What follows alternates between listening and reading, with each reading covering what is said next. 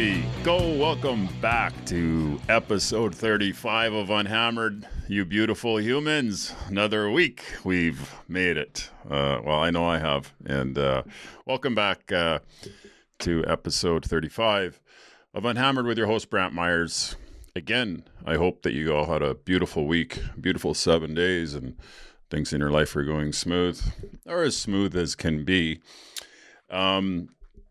And as always, hey, let's do the miracle. You know, if you're on the journey and you've been with us since 35 weeks, fucking amazing. It really is. If you've made it one day, which is really amazing in itself, let alone a week, let alone a month, how about that 1 year? You guys ready to rock? Run and skip and jump and hike and grab that coffee, Diet Coke, Diet Root Beer, iced tea. And hopefully, coming. It's coming.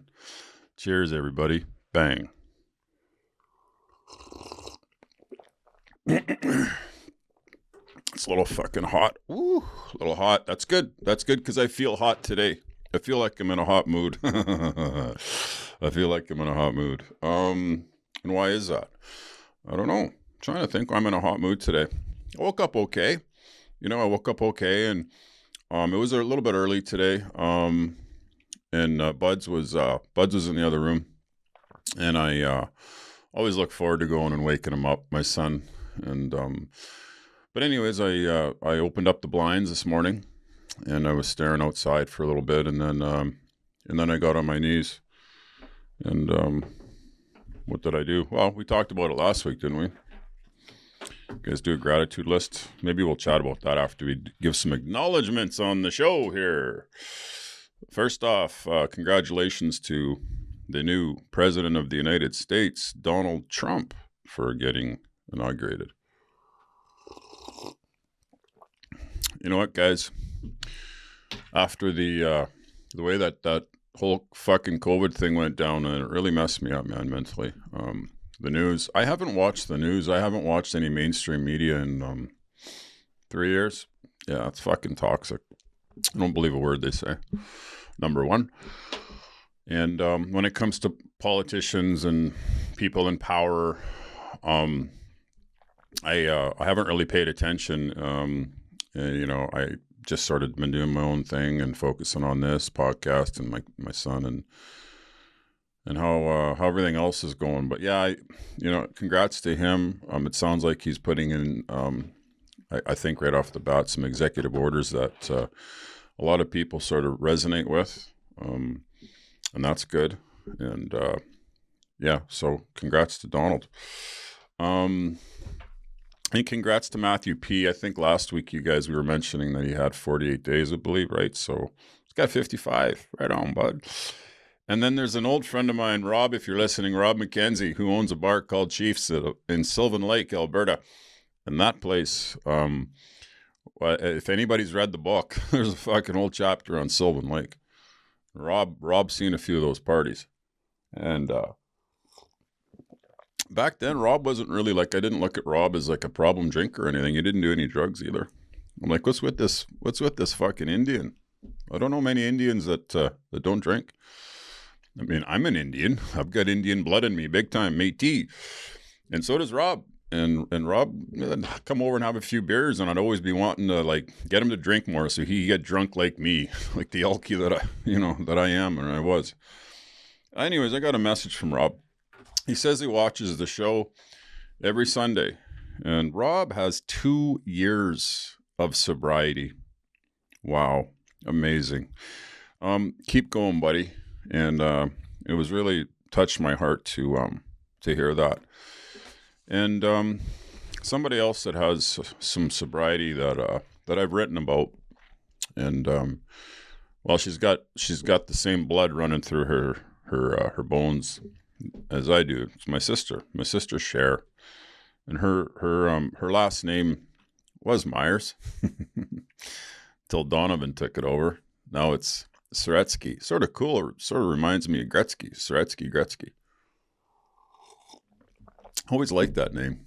But anyways, so my sister let me know. What did Cher say? My sister was on fentanyl because of back problems and pain issues, and we all know what that's about. If you guys have ever struggled with any pain, you want it to just go away. It's debilitating. It takes people to the stage of they put a gun in their mouth, or they jump off bridges and stuff when the pain gets too much. And I was there when my sister got rolled out into a stretcher to go get back surgery, and it didn't go well.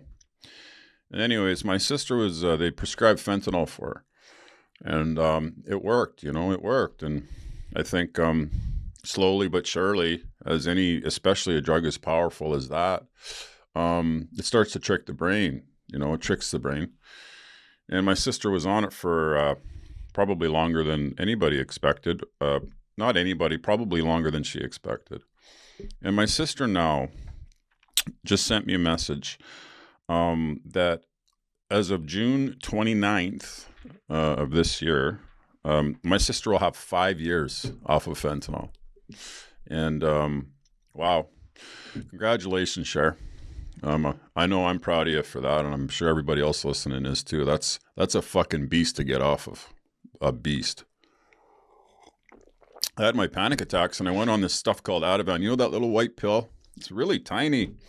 It's amazing what they can do with chemicals. And when I went in the ambulance, they put it under my tongue, and I'm like, this little thing, this is gonna work because I'm dying right now. Like, oh yeah, it'll work. Sure enough, it did. Anyways, my point to this is I was on Ativan for a couple months because I was getting daily panic attacks where I'd have to lay on the floor. And this shit, oh my God, you want to talk about getting off this shit? It was, I would say, honest to God, and I'm not lying, I didn't sleep for 7 days. And this is only 2 months. And I didn't sleep for a week. Maybe an hour or two right here or there. Every morning I was getting up because now the anxiety is fucking 100 times worse. And I'm going to the hospital emergency in the morning because my heart feels like it's pumping out of my chest. And I think I'm fucking having a stroke. I'm dying, but I'm not. I'm having a panic attack. And now I'm not giving my body the usage of the Ativan, and it's barking back. It ain't happy. So I went to the emergency room 7 fucking straight days. That shit's no joke. These chemicals are no joke. And that's why I take this serious. And this fentanyl, I've never done it, but I bet you I would have loved it. Bet you I would have loved a little bit of that shit. Probably. So congrats, Cher, on coming up on 5 years. It's amazing. What else we got? Oh, I got an interesting message from somebody. And I usually don't read like long messages, right? I read them. I don't read them out on the podcast, but I think this one's worthy. And I don't want to mention the gentleman. How about we just mention his first name, not his last name. His name's Neil. And he said this, good morning, Brantt. I have been listening to your podcast from day one and have enjoyed every episode. If I was being honest, I was listening for total selfish reasons. My hope was that I would find the cure, in quotations, for my alcoholism in one word or magic trick. But hey, we all know that's a pipe dream. However, I did hear you in episode 30-ish. You said, get off your ass and do the work. Stop feeling sorry for yourself, quotations. So I did. I wrote this at 8:06 this morning and wanted to share this with you as you gave me that kick in the ass that I needed. Here we go. It's the battle within that takes its toll, isn't it? That uneasiness, that voice that calls you down, the black hole of despair. That voice that says, this will help, trust me. This is the best thing for you. I'll help you with your pain. You need this. Life treated you badly, and I'm your friend. I understand. Follow me and I'll comfort you. I'll help you find peace. I've told that voice no more. You're not welcomed here anymore. I told that voice, I see you now clearer than ever. And you don't know how truly strong I am. I told that voice, I know when you've come calling, and I won't be here for too long. You're not as resilient as I am. I told that voice I'm at peace with my past, with my mistakes and my past traumas. This morning I told that voice, I told you I could do it. Hashtag 7 days sober. Thanks, Brantt. Keep talking.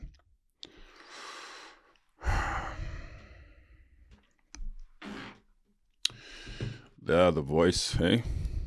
The voices that we have, no matter what it is, no matter what struggles we have, everybody. It's the battle within. It's a battle between the ears, right? It's really cool. I thought you guys liked that. I know I did. And keep going, Neil. Okay. Well, what's our meditation? Speaking of that, what's our meditation? Our meditation for the day is, I believe that God has all power. Do you guys? Do you guys believe in God? Or what is your God? It is his to give and his to withhold, but he will not withhold it from the person who dwells near him, because then it passes insensibly from God to that person. It is breathed in him by the person who lives in God's presence. I will learn to live in God's presence, and then I will have those things which I desire of him. Strength, power, and joy. Fucking didn't mention anything about money, did it? God's power is available to all who need it and are willing to accept it. Sort of got to have a bit of a belief there, though, right? Prayer for the day. You know what? Instead of prayer for the day, why don't we do this prayer? It's a recovery show, right? And we're going to do the serenity prayer, everybody. God, grant me the serenity to accept the things I cannot change, the courage to change the things I can, and the wisdom to know the difference. That's the prayer for the day. That's really cool. I like that, man. That was great. Hey, what's your gratitude list, everybody? Want me to share mine with you? Sure, I will. If you'd like to listen. All right, here it is. Number 1, my sobriety, because without my sobriety, as I mentioned, you're not watching me right now. Number 2, the health of my kids. Without my sobriety, my kids are fucked up. My health, without my sobriety, my health is fucked. My faith in God, without my sobriety, I have no faith in anything. Paying my bills. Without my sobriety, I ain't fucking definitely paying nothing. And this podcast. Yeah. That's what my sobriety brings. That's what my gratitude list is today. Let's hear yours. What are you grateful for, everybody that's listening? I know you're listening, and you're like, just take some time. Take a little time. 5 minutes. Get off the phone. Put the phone down.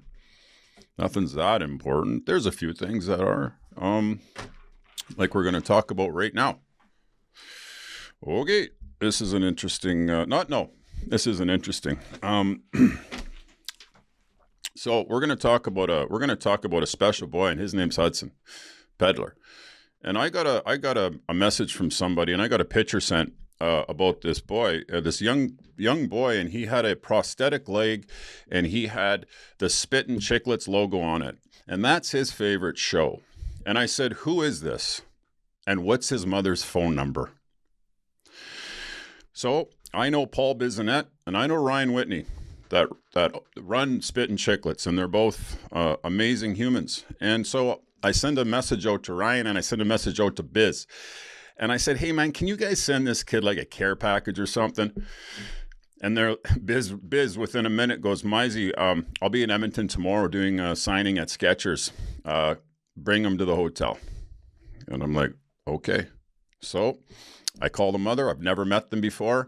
I said, "Meet me in the hotel at 10:30. And sure enough, I walk into the lobby, and Biz is already, hanging out with Hudson. And this boy went through a lot. He went through 49 surgeries, and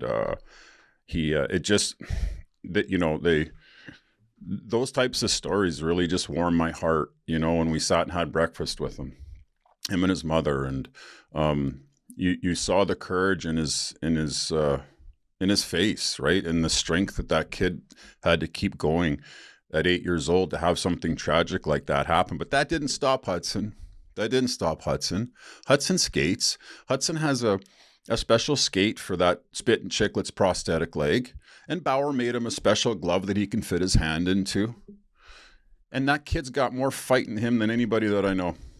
You know, like it was just such a warming thing. And thank you, Paul Bissonnette and Ryan Whitney, for, you know, people say, oh, you know, you really changed, you know, made the kid's day. No, you didn't make his day. You made the last 15 years of his life. You did. You made the last 15 years of that kid's life in literally, you know, 1 hour.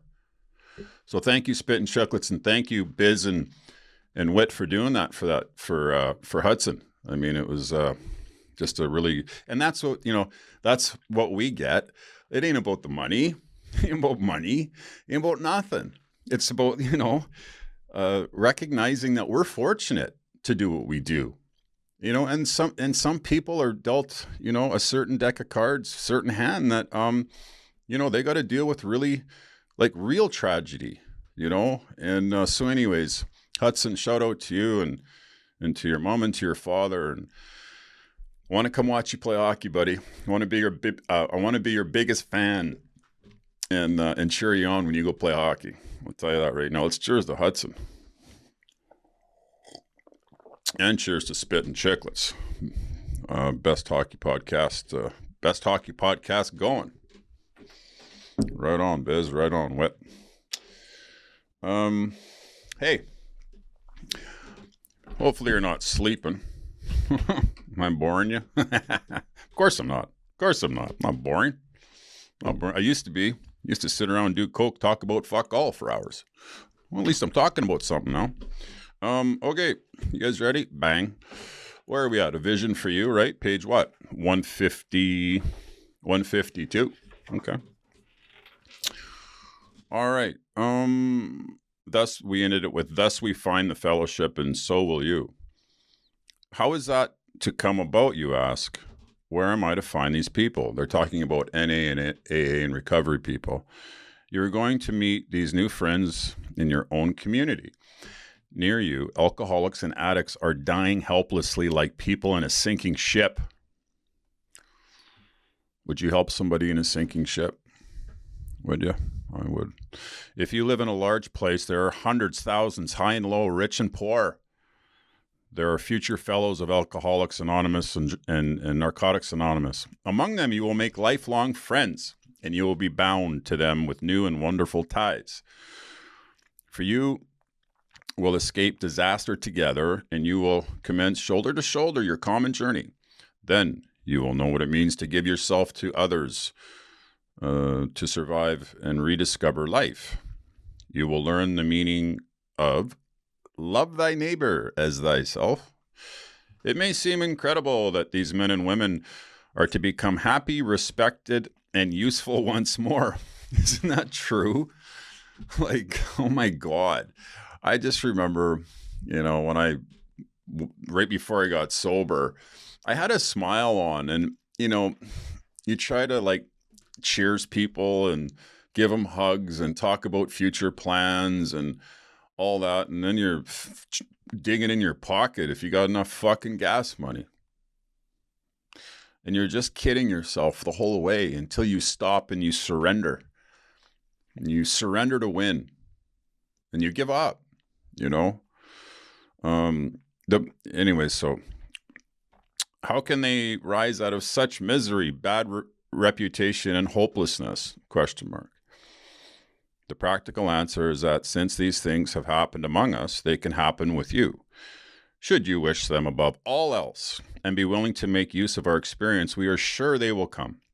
The age of miracles is still with us. Our own recovery proves that! Exclamation mark. These are people with years of experience that know how to do this. Our hope is that when this chip of a book is launched on the world tide of alcoholism and drug addiction, defeated drinkers and drug users will seize upon it to follow its suggestions. Again, these are suggestions. You don't have to take them. You can still stay with the shovel. You can keep fucking digging. You don't have to take suggestions. Or you can.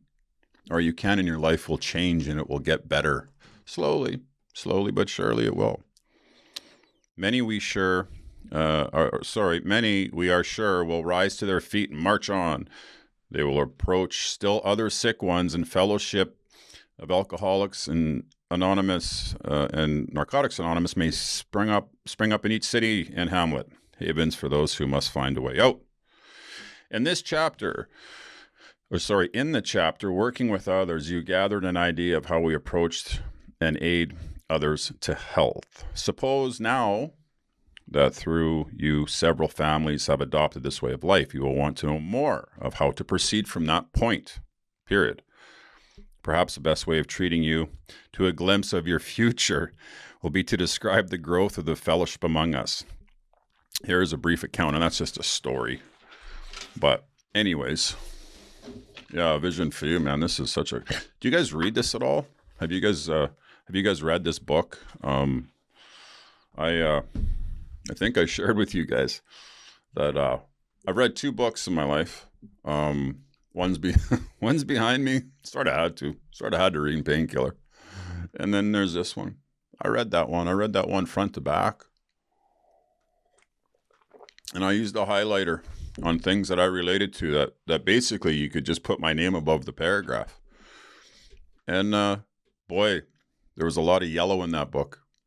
There's a lot of yellow. There's a lot of shit highlighted. I really related to the big book of Alcoholics Anonymous. And what else we got? Yeah. Okay, so what does sober success mean to you guys? What does sober success mean to you? Boy, oh boy, probably one of the big ones for me. I'll just speak for me, and maybe you guys can tell me about what you think sober success is for you. But remember how I just mentioned the humility, the shame, the guilt, the remorse that I had around people? That was gone. So to me, that's success. That's success. I can lift my head up high when I walk into a room and look you straight in the eye and shake your hand really tight. And when you ask me a question, I give you the truth. I don't lie to you anymore. You get the truth. And sober success is consistency. Consistency. When you start to build consistency with anything, you feel good about yourself, sort of successful. What else? My word, obviously. The fruits of your work, the fruits of your sobriety, will show its head in different ways. God will, or a God of your understanding, will drop little nuggets for you here and there, right? And my little nuggets sometimes are ones that I don't really ever expect. The universe works out that way. So I'm very grateful for that. So sober success to me would be that I can walk around with my head up high. I can shake your hand tightly. And if you ask me a question, you're going to get the truth. That's success for me. What is it for you? What is it for you? What is it? Love to hear. All right. What else? Okie dokie. So, why don't we talk about hangovers? Have you guys had hangovers where you said, God, please, no more. Just fucking give me one more chance out of this. One more chance. You're either curled up in bed or you're in your car driving, or there's just whatever it may be. You're on the couch watching a movie with a blanket and you're saying, and maybe if you don't listen, some of you that don't believe in God, I bet you at one point you said, please, God, get me out of this. I feel like I'm going to die.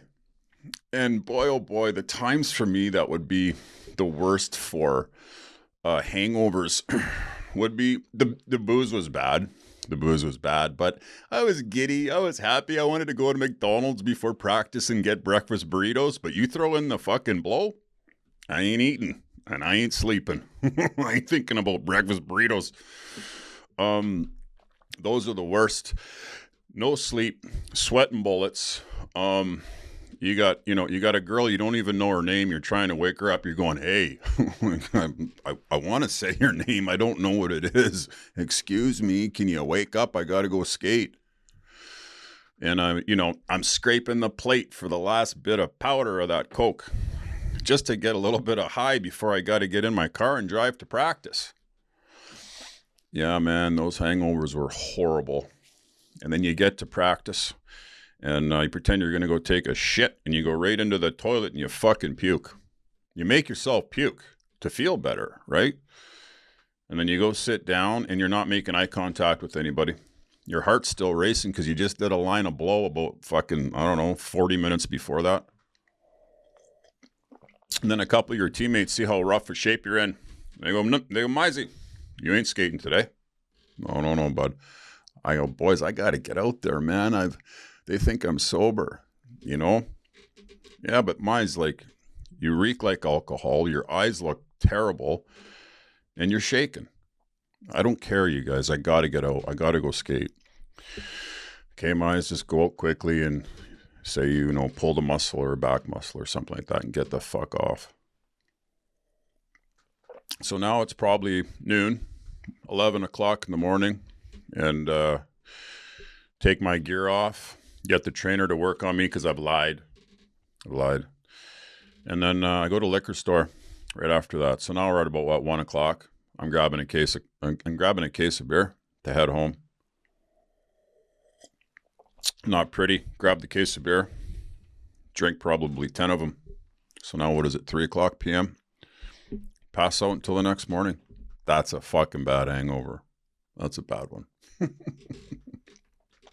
I may be addicted to this shit, but I ain't addicted to that shit anymore. Thank you, God. Okay. Anyways, everybody, I really appreciate you guys tuning in again for another week, and hopefully you guys get something out of this. I've been getting the feedback that some of you have, which is awesome. Some of the messages that I read. And we're in week 35. Man, oh man. Let's keep it going, right? Let's keep it going. Okay, so why don't we end with a prayer to sort of let us go out throughout our week, okay? And this is a St. Francis prayer, if you guys have heard of this one. Here we go. I got to bring it a little closer because the eyeballs aren't quite working like they used to. Lord, make me an instrument of thy peace. Where there is hatred, I may bring love. Where there is wrong, I may bring the spirit of forgiveness. Where there is doubt, I may bring harmony. Where there is error, I may bring truth. Where there is despair, I may bring hope. Where there is shadows, I may bring light. Where there is sadness, I may bring joy. Lord, grant that I may seek rather to comfort than to be comforted, to understand than to be understood, to love than to be loved. For it is by self-forgetting that one finds. It is by forgiving that one is forgiven. It is by dying that one awakens to eternal life. Amen. See you next week. Thanks.